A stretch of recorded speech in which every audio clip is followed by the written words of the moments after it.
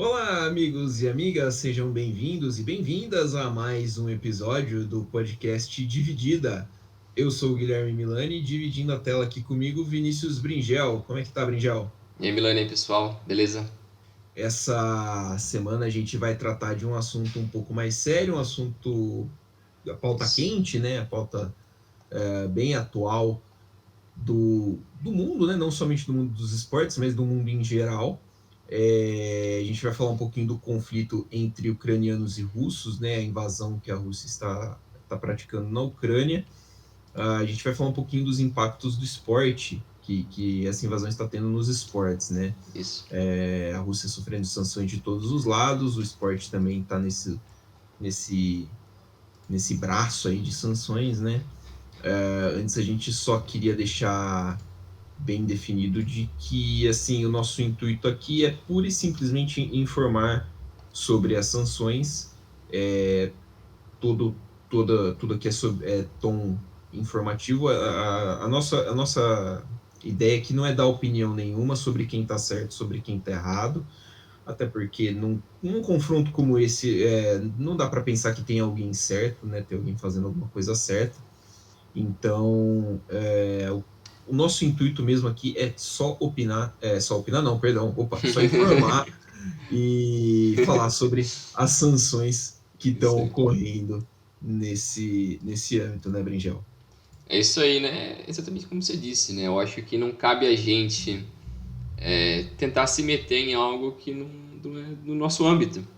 A gente está aqui para falar de esporte, que é o que a gente gosta. É, E como isso é algo que inevitavelmente afeta o esporte, a gente vai falar sobre as consequências disso no esporte no hoje esporte. e num futuro recente, né? O que dá pra gente esperar disso, como vai impactar os esportes que a gente gosta, não só o futebol, mas o hóquei também, que é um esporte que faz muito parte da cultura russa. Tem atletas também no tênis, na luta. Então tem várias formas que esse conflito tem sido impactado, né? Então a nossa função aqui é só esclarecer um pouco dessas notícias e é isso aí. Dessas sanções aí, esportes olímpicos também, né, muito Isso, afetados isso. e tudo mais. A gente vai falar um pouquinho disso. Começando então pelo esporte mais famoso, né, o principal Isso. esporte, que é o futebol. A Rússia sofreu sanções muito pesadas, tanto da UEFA, né, que é o corpo governamental do continente onde ela está situada, da Europa, e Uhum. da FIFA, que é o órgão que controla o futebol no mundo todo, né, a principal chanceladora do futebol no mundo. A final da Champions, né, que seria no estádio Krestovsky, em São Petersburgo, também conhecido como Gazprom Arena, né, Uhum. já foi tirada de lá, não vai ser mais lá. O estádio tinha sido selecionado, na verdade, para ser a final da Euro, não, perdão, da Champions de 2020. Por causa da pandemia de Covid, ela foi adiada para 2022, né? E aí, depois disso, por causa desses conflitos, também já foi adiado não, né? Foi retirado esse direito da Rússia de sediar a final da Champions. A final agora vai ser em Saint-Denis, né? Uhum. Stade de France, em Saint-Denis, que foi sede da final da Copa de 98 e final da Eurocopa de 2016, mais recentemente. A última final de Champions na França foi aquela no Parque des Princes, Arsenal 1, Barcelona 2, o famoso gol do Belete, né? Isso aí. É, outras sanções que também vem acontecendo no futebol, né? Que também afetando diretamente o futebol europeu. O Conselho da FIFA e o Comitê Executivo da UEFA decidiram retirar a Rússia, a seleção russa das competições europeias e também os clubes russos. E isso afeta diretamente a seleção masculina de futebol russa que deveria disputar a repescagem da Copa do Mundo em março e a Polônia que enfrentaria os russos numa das semifinais já tinha deixado claro que não iria enfrentar eles em um eventual confronto e a Suécia também já tinha deixado claro que também não iria enfrentar eles. Então a FIFA decidiu remover a Rússia dessa repescagem, e agora quem entrou no lugar deles é a República Tcheca. Então a República Tcheca vai enfrentar a Suécia e o vencedor desse confronto vai enfrentar a Polônia. E os clubes, o Spartak Moscou, se não me engano, foi o único clube que foi afetado, clube masculino, Sim. né? Ele estava nas oitavas de final da Europa League, da Liga Europa, e ele perdeu sua vaga porque ele ia enfrentar o RB Leipzig, da Alemanha, e automaticamente agora o Leipzig conseguiu avançar de fase, já está nas quartas esperando o próximo confronto. E outra equipe russa que foi afetada foi a equipe feminina da Rússia, que tinha classificado para a Euro Feminina em julho, mas ela vai ser substituída pela seleção portuguesa, que foi a equipe que eles disputaram a vaga para essa Euro, né? Então eles perderam essas vagas. A Rússia deixou claro que eles iam entrar com recurso contra isso, né? Sim. Então, mas por enquanto essas equipes foram retiradas de qualquer competição internacional.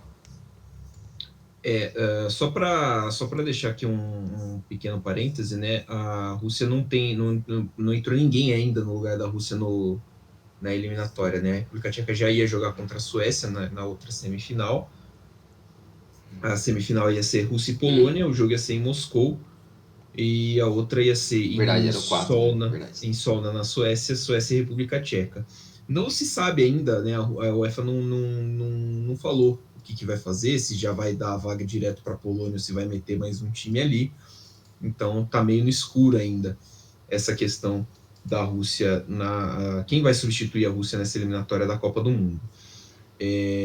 Outro ponto a se tratar é que a Gazprom, né, que é a principal produtora de gás da Rússia, a Gazprom, uma empresa que é cerca de 45%, 47% estatal, era patrocinadora da UEFA, patrocinadora da Copa do Mundo, injetava muito dinheiro no futebol.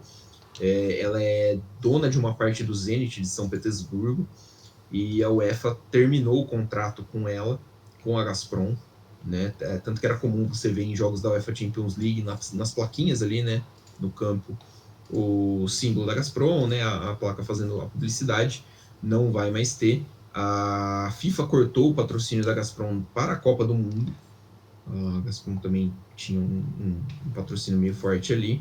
O Schalke 04 encerrou uma parceria de mais de 10 anos com a empresa também. Era a principal patrocinadora do Schalke e tudo mais, né? E encerrou um contrato de mais de 10 anos por causa dessa invasão. Mas tem o outro lado. O Estrela Vermelha de Belgrado anunciou que não vai retirar a propaganda da Gazprom, né? A Gazprom é a principal patrocinadora do Estrela Vermelha. Vai continuar estampando o nome da empresa russa nos seus uniformes. O presidente do time disse que não vê motivos, por enquanto, para que isso seja retirado. Isso aí.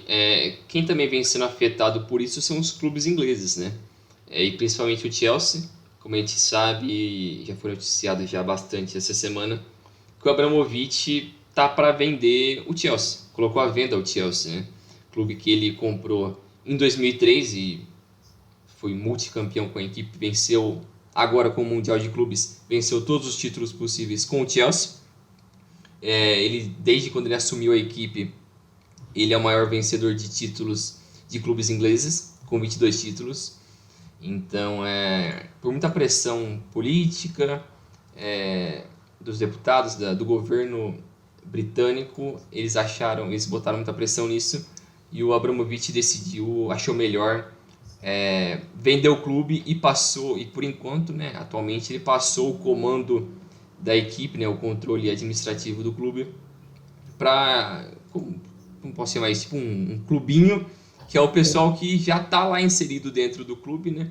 O presidente que já é o presidente do clube já faz um tempo, e outras peças ali, é um tipo de um conselho. É um conselho, né? É um conselho que já faz parte do dia a dia do clube já faz tempo, e ele passou o total controle do clube na mão deles, Mas quem decide mesmo as questões do futebol é a Marina e o Peter Cech.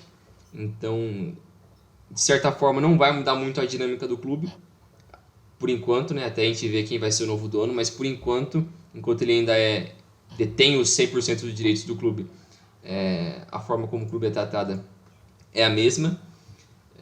Então é algo que vai impactar bastante o futuro do Chelsea, porque querendo ou não, ele é um cara que mudou a equipe, mudou a Premier League. Ele foi o primeiro desses grandes donos. Então a gente está para ver como vai ser o impacto disso. E outro clube inglês também está sofrendo um pouco com isso é o Everton, que é uma equipe que anunciou o fim dos patrocínios de empresas do Usmanov, que ele também é um político russo, eu não conheço muito bem ele, É o empresário, mas, né, dali, da região. mas ele também tinha envolvimento com o Everton e agora eles estão botando fim nessas ligações com ele, né? O Manchester United também tinha patrocínio ou parceria com uma empresa de aviação, né, da Rússia, e Isso. também já encerrou o patrocínio. Várias empresas russas estão perdendo, né, esses ativos. O banco russo VTB ele é dono da arena do Dinamo de Moscou e era dono do Dinamo de Moscou. E o banco teve seus bens congelados, né, pela, pela União Europeia e tudo mais. Então, para não afetar diretamente o clube, o banco também passou a direção do clube acho que é a mesma coisa que fez o Abramovich, né? Um conselho que Uhum. tinha dentro do clube, basicamente, deu o comando do clube para esse conselho. Acho que a Arena também deve seguir esse modelo, muito em breve. Então, mais um caso aí de clubes passando de mão aí por causa dessas sanções. Isso. E outra coisa aqui para fechar, acho que um pouco essa parte do futebol, são as ligações com contratos televisivos, né? Porque a Ucrânia já solicitou às ligas ao redor do mundo para parar de pegar dinheiro russo, e isso foi algo que eles deixaram bem claro. É uma outra forma de sancionar também o Estado, né? Mas não está muito claro ainda a que ponto isso chegou, porque principalmente a Premier League ela tinha um acordo com direitos de transmissão com a Rambler Media, que era uma empresa que fazia parte do banco Sberbank, banco russo, que era um acordo que valia entre 2019 a 2022. E esse Sberbank foi um banco que na última quinta-feira sofreu sanções americanas, limitando a capacidade deles de conduzir negócios internacionalmente. E esse banco foi expulso do sistema SWIFT de pagamento, que também vem sendo muito afetado lá na Rússia. E a Premier League também tinha um contrato com a Mesh TV, que fazia parte do grupo da Gazprom Media, que também é o mesmo do estádio, Da estatal, né, do da estatal gás. do gás. Eles também fazem parte de um grupo que tem um banco, que é o Gazprom Bank. Então eles têm várias linhas ali, né? E esse grupo de televisão, o Match TV, eles tinham um acordo até 2023 com a Premier League, na casa dos 50 milhões de euros. Só que a Premier League ainda não entrou em contato ainda com os clubes, dizendo o que ficou disso, se eles iam cortar essas relações com o governo, com essa estatal, o que ia virar isso. Mas por enquanto ainda não ficou muito claro. Mas fora da Inglaterra, eles também, essa Match TV também tinha contrato com a La Liga, e não ficou claro também até que ponto esse contrato ainda se mantém ou se eles vão acabar com esse contrato. Mas por enquanto em TV parece que eles ainda estão recebendo dinheiro de estatais russas. Pois é. Mudando um pouquinho de esporte, né, saindo do campo e indo agora para a pista, na Fórmula 1 a gente também tem impactos dessa invasão e sanções à Rússia.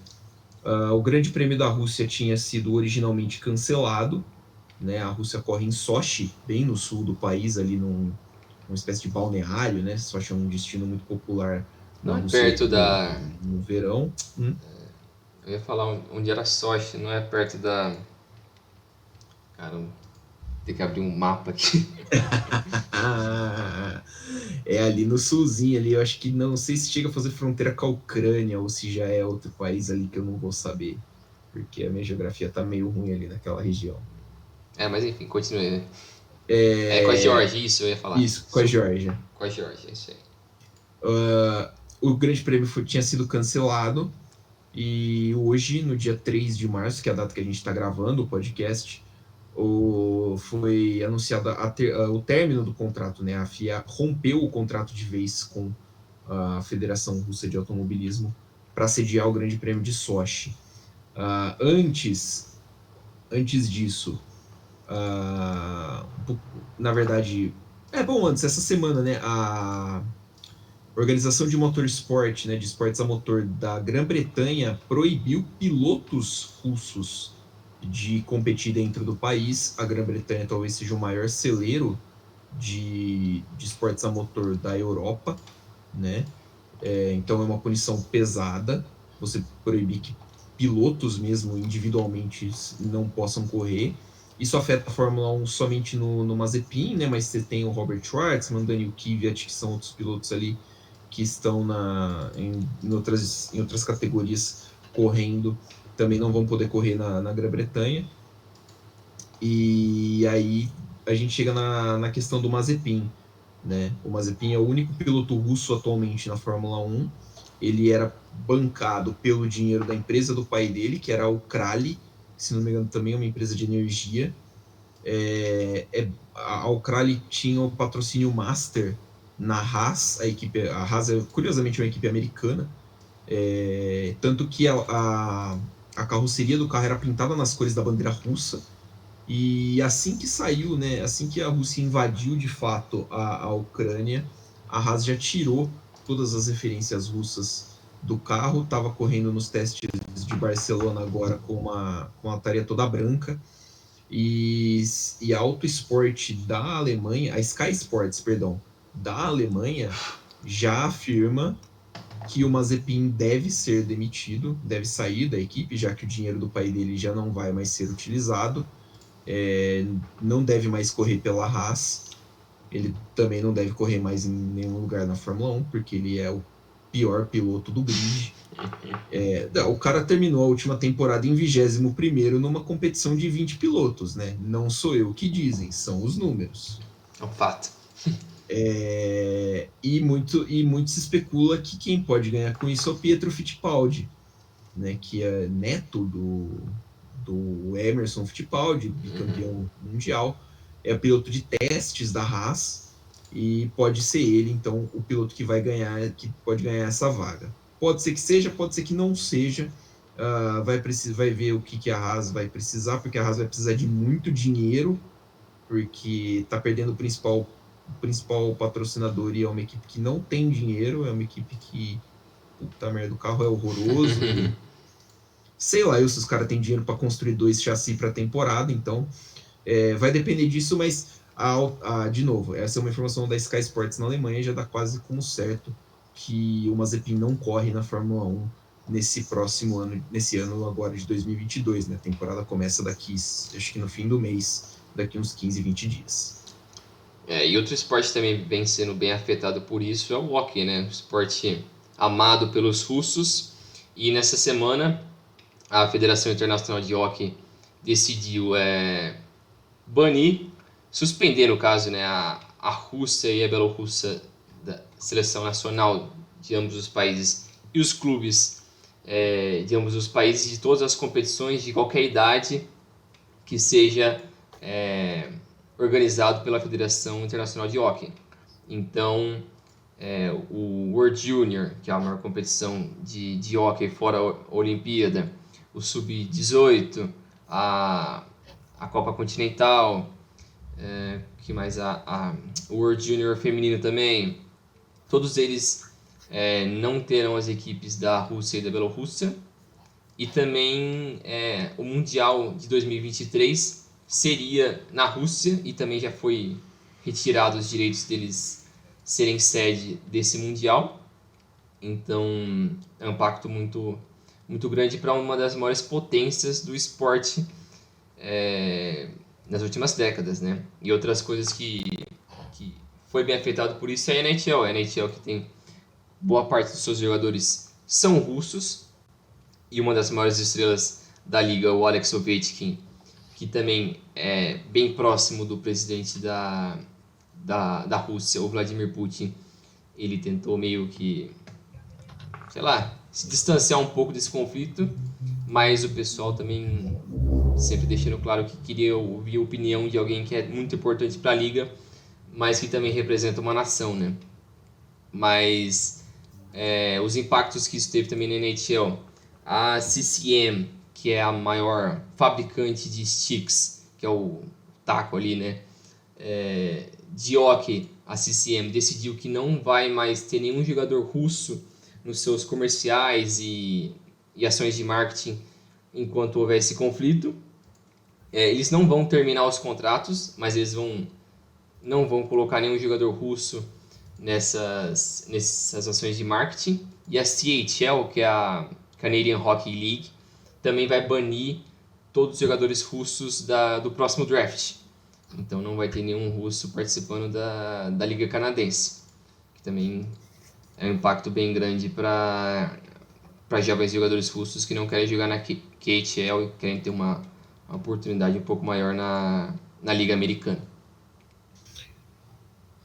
Falando em esportes olímpicos, né, porque afinal de contas o hóquei é um esporte olímpico, nas Paralimpíadas de Inverno, atletas russos e bielorrussos foram completamente banidos de participar, independente de bandeiras ou não. As delegações russas e bielorrussas já tinham sido banidas, mas em primeira instância tinha se permitido que os atletas classificados pudessem competir de forma independente, né? Sem representar nenhum estado oficialmente.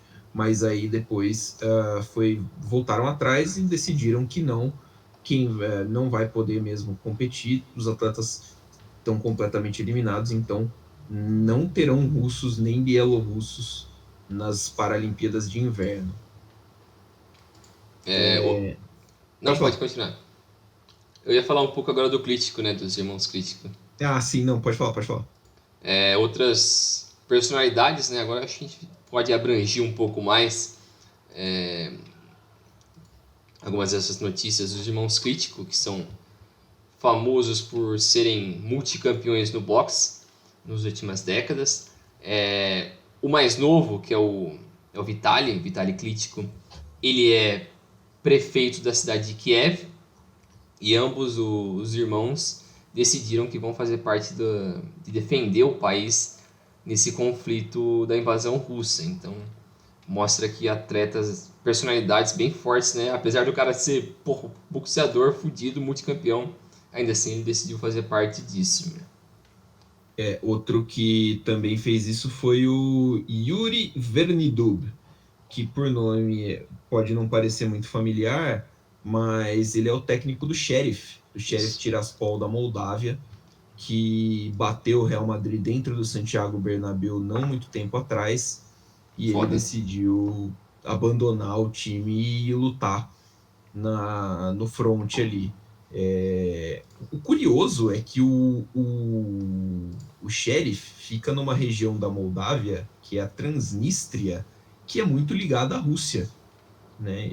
É uma região que se declara independente, que usa uma moeda específica e basicamente se submete, entre aspas, à Rússia.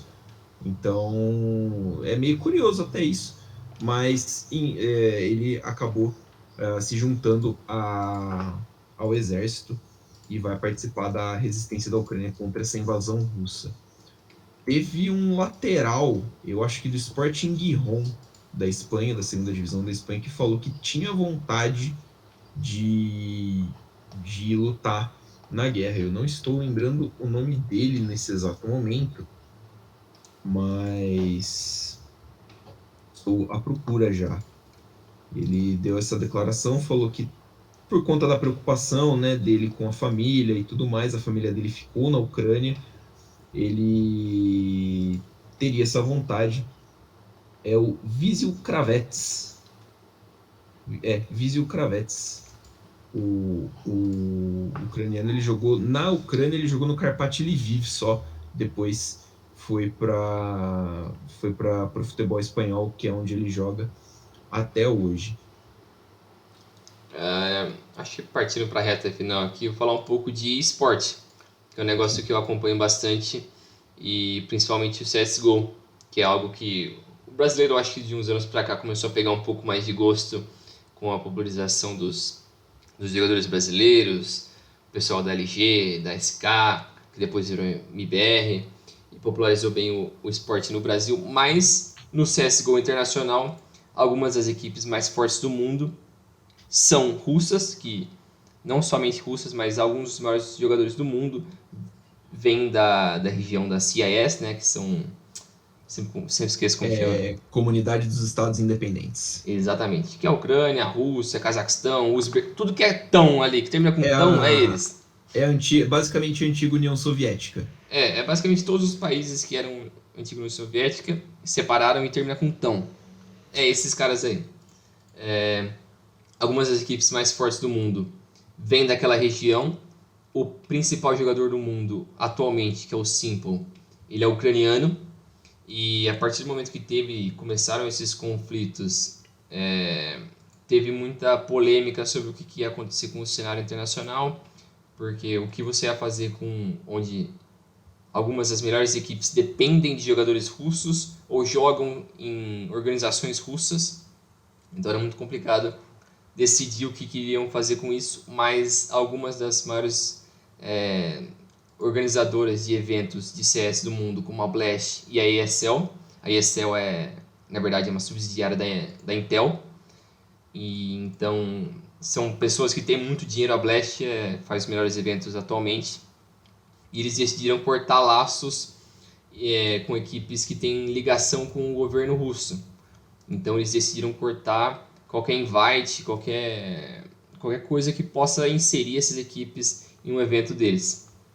Então, equipes como a Gambit, a Virtus.pro, a Force, a Spirit, que são equipes que são tradicionalmente equipes russas, que têm jogadores russos ou jogadores da região CIS, eles não vão estar podendo participar dos próximos eventos enquanto não melhora essa situação. Mas equipes que, por exemplo, é uma equipe, sei lá, espanhola, portuguesa, americana, brasileira, mas que tem jogadores russos, eles podem participar normalmente, porque, como o Milan tinha falado antes, esses caras são só funcionários, então eles não têm nada a ver com o problema que a organização cria. Então, se a organização é russa, os conflitos que eles acabam gerando não tem nada a ver com os jogadores. Então, é algo que a gente está por ver como isso vai impactar o futuro das competições, mas é algo bem complicado porque muitos desses jogadores são jovens, porque o CSGO é um esporte... O esporte em geral, né, o esporte eletrônico, algo para jovens, né? A maioria dos jogadores são com menos de 24 anos. E é relativamente novo também, né? Sim, mas apesar de gerar muito dinheiro também. São competições que geram muito dinheiro, tanto que a premiação acho, do último Major foram 2 milhões. O The International, que é a competição de Dota, foi na casa dos 50 milhões. Quem ganhou foi uma equipe russa, foi a Spirit, que foi uma surpresa do caramba. Ninguém esperava que a Spirit poderia ganhar. Mas é complicado ver o futuro de algo que afeta tantos jovens assim nessa região sendo impactado por esse conflito. Passando por mais alguns esportes, o número 1 do tênis hoje é o Medvedev, né? O Daniil Medvedev, que é russo, né? E a Federação Internacional do Tênis comunicou a imediata suspensão da Federação Russa e da Federação de Belarus, né? Que a gente está tratando como Bielorrússia, o nome também é Belarus, é a mesma coisa. É a mesma coisa. As duas associações estão suspensas, elas não vão ser representadas na Copa Davis, né, que é o torneio de países, né, do tênis, mas os seus atletas vão poder competir de forma individual ainda, né? Então, por exemplo, o Medvedev vai poder competir, o outro russo, como é que ele chama? Eu esqueci o nome dele. O Andrei Rublev. Isso, o Rublev também vai poder competir normalmente, mas sob bandeira neutra. Eles não vão poder defender a bandeira da Rússia, por exemplo. Nem algum tenista bielorrusso vai poder defender a bandeira do seu país durante esse confronto. Falando de patinação, a patinação é um esporte muito forte na Rússia, tanto que nas Olimpíadas de Inverno os russos têm uma tradição muito forte. A a União Internacional dos Skatistas suspendeu todos os patinadores, skatistas, onde eu falei skatistas, lê-se patinadores, tá? É porque em inglês é skaters, mas os patinadores russos e de Belarus, bielorrussos, também foram todos suspensos de qualquer tipo de competição internacional, também não vão poder competir no seu esporte durante o confronto. O curioso é que o Vladimir Putin, ele era, se não me engano, ele era presidente de honra, acho que da Federação Internacional de uma luta, acho que era Taekwondo. É, eu vi, ele foi E, removido, né? e ele foi removido teve essa honraria removida por causa dos conflitos. Mais alguma coisa? Ah, eu. Mas você voltou no assunto da luta, né? O Alexander Volkov, que é um dos lutadores do UFC, se não me engano, ele ia ser headline de evento em Londres mês que vem. Já foi cancelado, não vai fazer parte desse evento por conta da o governo britânico criou sanções, né, para o visa desses atletas russos, né? Então não vai ter como o cara lutar lá. E para fechar a sessão de presidências de honra, acho, né, que o Putin perdeu, ele tinha uma medalha de ordem, né, tinha um prêmio de ordem da FINA, que é a Federação Internacional de Natação, e ele perdeu também essa, esse prêmio, né, essa honraria também da Federação de Natação por causa desse conflito. Lembrando que a gente passou por essas sanções, só para explicar um pouquinho, essas sanções, elas, perdão, elas vão funcionar, né? É até meio forte, mas a ideia é que elas funcionem como uma forma de pressionar o governo russo a parar com a invasão.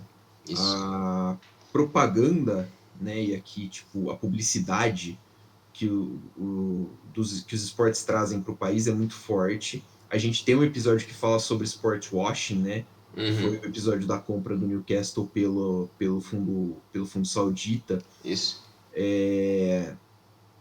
A propaganda que o esporte traz é muito forte. Os russos gostam muito dessa propaganda, principalmente em esportes olímpicos.